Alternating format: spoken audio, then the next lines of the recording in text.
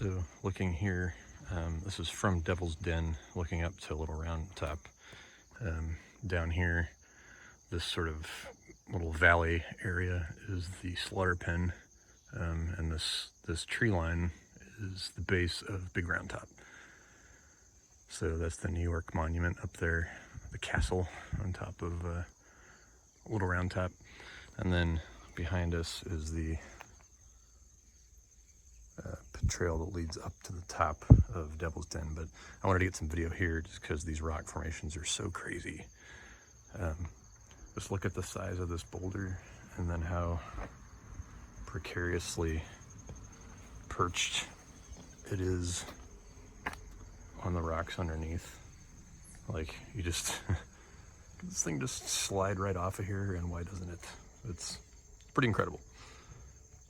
So this is the famous sharpshooter's nest at Devil's Den, and something that I never really noticed before is that it has a perfect line of sight right to the crest of Little Round Top. That's the New York monument or castle at the top of Little Round Top. And if you think about the intervening, you can't see any of the intervening terrain here, but all of Devil's Den and the slaughter pen is between here and the top of Little Round Top. So that's like a perfect line of sight right to the top of Little Round Top, where Union officers would be milling around.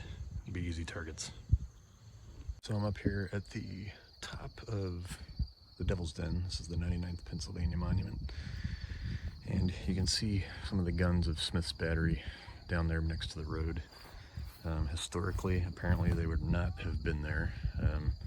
Smith confirmed this. Henry Hunt also said, yeah, there's no way we would have put the guns there. That's in a hole, as it were, because they're lower than the actual crest of the ridge, which is actually right here. And so, although Smith never definitively said that his four of his six gun battery were placed here at the top of the ridge, all of the surrounding commentary by other individuals at the battle and Smith himself would seem to place the guns here, most likely, especially considering that the triangular field directly in front of me here, where that wall is running along the field there, troops coming up the triangular field would have been in defilade from the guns on top of the ridge, which was clearly mentioned in the numerous accounts of the fighting in the triangular field, was that they had cover from the sweeping fire from Smith's Battery, and indeed were able to snipe at Smith's Battery from that position and effectively neutralize his guns by either killing or driving off the artillery crews of the guns. And from that position, they certainly would have had a decent shot up the ridge here to the guns, and the guns would have stood out prominently on the ridge as targets for snipers in the triangular field. And another reason that the 124th New York, which their monument is over there, would have charged down into the field in order to try and prevent the Confederates from continuing to harass Smith's New York Battery. So an interesting bit in Gary Edelman's book on the Devil's Den, which I just picked up today. There's a whole appendix in there about where were Smith's guns, because it doesn't actually say precisely. We only know that the monument itself is completely incorrect in the location of the guns. So